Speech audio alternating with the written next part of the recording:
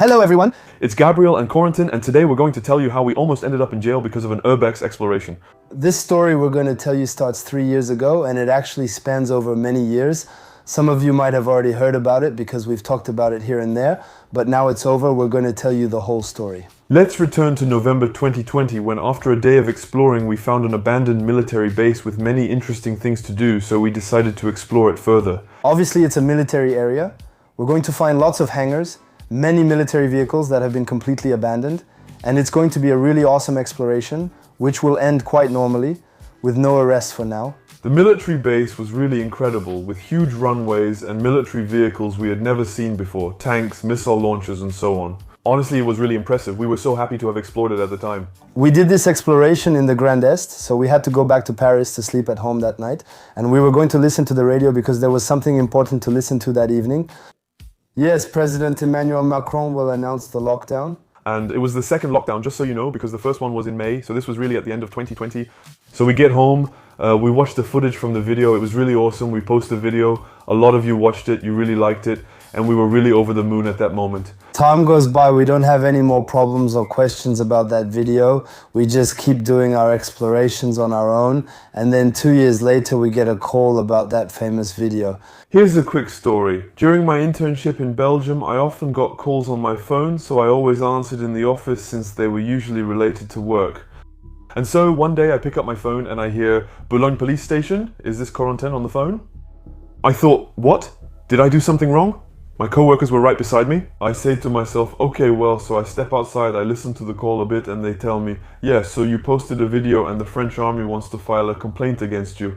So I'll have to go to the police station for questioning. We're really shocked because we don't understand, we don't know where this is coming from and all, but we understand that it's that video that's being questioned. Obviously, now this video no longer exists on our YouTube channel, it's no longer available, but for those who are members, it's available in the Forbidden playlist. The Forbidden playlist, what is it? It's a playlist available for those who pay for the Bobby subscription on the channel, and who therefore have access to a playlist with forbidden videos, videos that had to be deleted or that will never be available on the YouTube channel. And it's also a great way to support us. So for anyone who wants to become a member, there's a little link just below. Become a member, support us, and get access to lots of benefits like all the exclusive and secret videos, for example.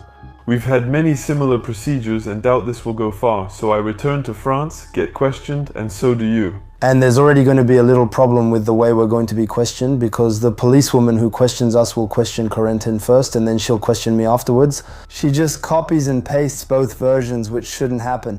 Usually you need a full statement, so that's the first issue in this famous case. So Nordic is sending our statement to the prosecutor and we'll return later to see what happens. Everyone goes home, but a few hours later she calls and asks me to come back to the police station for a brief debrief. So I go back there thinking everything will be fine, and that in the end she'll just tell me, well, that's it, don't do it again, maybe you'll get a warning or something like that. But in the end, she says the prosecutor will summon us to court. We don't know what to say since that's never happened to us, and we don't understand why this case is going so far. We're a bit freaked out since it's the first time things have gone this far. We're unsure how it will turn out because, like Corentin said, we expected just a slap on the wrist. No, here the people who are against us are really willing to go as far as possible, and honestly that really freaks us out. So, well, we're panicking a little bit because we know we're going to have to go to court, stand before a judge, so we go through the procedure, and each of us gets a lawyer to be defended in front of the judge because we can't do it ourselves, that's not allowed. We already had an initial meeting with our lawyers who explained the case against us and that the French army is actually the one filing the complaint. And to show you how serious this is, the title of the complaint is actually fraudulent entry onto land or into a port, a building, a vehicle, or a device assigned to military authority or under its control. So you see, it's really scary. So now the trial is in a few days, in less than a week, so we're each making arrangements to go to Metz to stand trial. We get a call from our lawyer at the end of the day telling us, guys, there's no point in coming to the trial. The court was found incompetent and can't judge the case. We don't know what it means for a court to be incompetent, but as a result, it won't hear this case.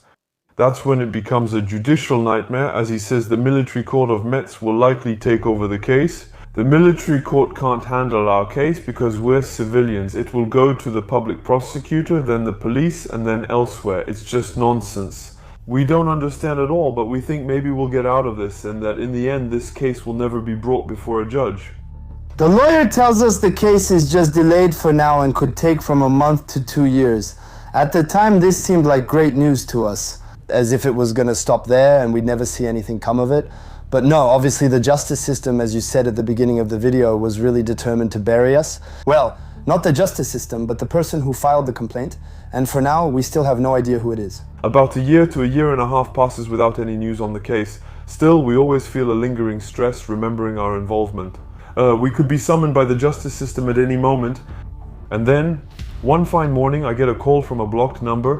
And blocked numbers are often the police stations calling, and they say to me, "Hello, Corentin, can you come to the police station?"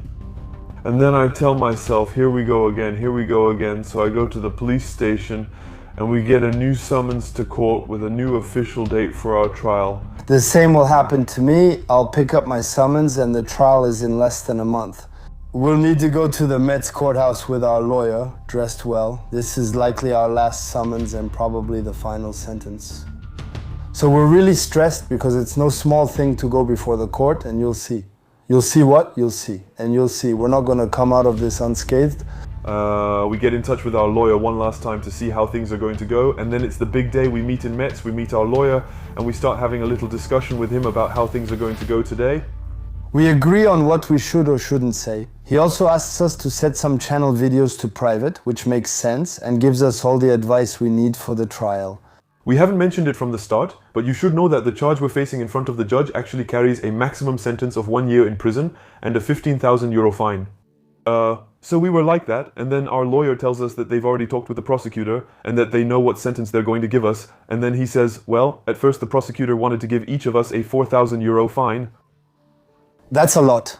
That's a lot, and for us, we can't pay a 4,000 euro fine each. And then he says that after long negotiations, they agreed on a 2,000 euro fine each. That's still a big amount. But we say we don't have a choice, and you have to know that if we ever say no, we don't want to pay that. Well, it turns into a full-blown trial, and it can go much further, even up to imprisonment.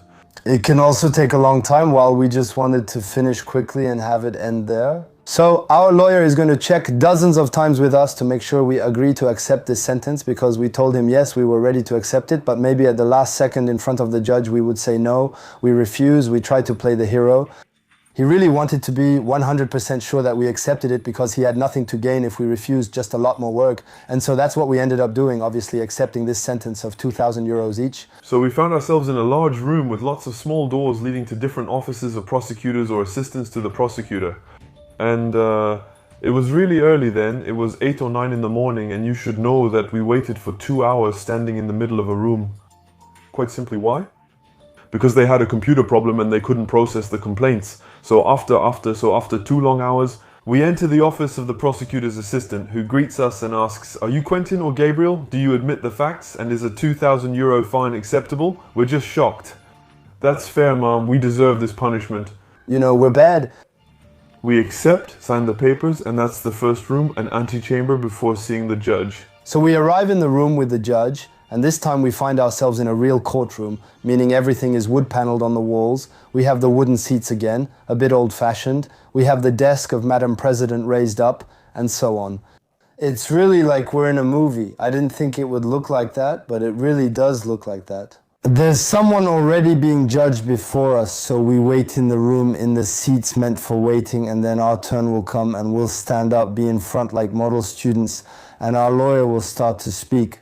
And above all, what's really stressful is that our lawyer will speak to explain a bit about what we did and everything, but the judge also wants to hear from us. She wants to hear our side of the story, to explain a bit. It's very hard to explain because with the stress it's impossible to talk, and so we're really stressed out. At one point she asked me something and I just replied yeah because I was so stressed. She corrected me, but it was just too stressful. And so afterwards she repeated all the facts to us. She told us that we would each be fined 2,000 euros, so a criminal fine that will appear on our criminal record. Agreed. She asked us if we wanted to accept. Do we want to accept? We accept, Your Honor. It's a very fair sentence. We don't really want to, but yes, go ahead. And you should know that everything we said and so on to try to quote-unquote win her over, it was all for nothing. It's like it was going in one ear and out the other.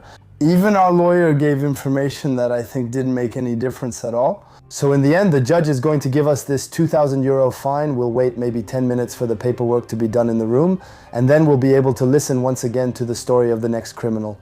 And honestly, in my eyes, this one was a bit more serious, but really it's not our place to talk about it. But it was still someone who used drugs, drank alcohol while driving, and was stopped for speeding. The previous person had assaulted and bitten police officers. So it's true that for us, two small YouTubers who come in between the two saying, well, yes, we're on trial over a military base. Sorry, it seemed a bit ridiculous almost, but still it's true that, in quotes, disrespecting a French institution is something you should never do. Because really what scared us was that, in fact, the army might decide to use us as an example because, well, since we have a community and all, it could cause a stir if they sentenced us to prison, and as a result, well, it could discourage a lot of people from doing Urbex. A prison sentence would have been excessive, and if they told us that, we would have refused, but instead it went to trial. As the lawyer said, if we were made an example, it would have happened quickly. We'd have been jailed right away instead of after 3 years. Now we have to pay, it's time. There's a 20% discount. It's true that, unfortunately, there's a 20% discount, and it's true that when you pay fines for parking or speeding, the 20% represents 10 or 15 euros. Here, the 20% represents 400 euros, so it really felt good to have that 20% discount.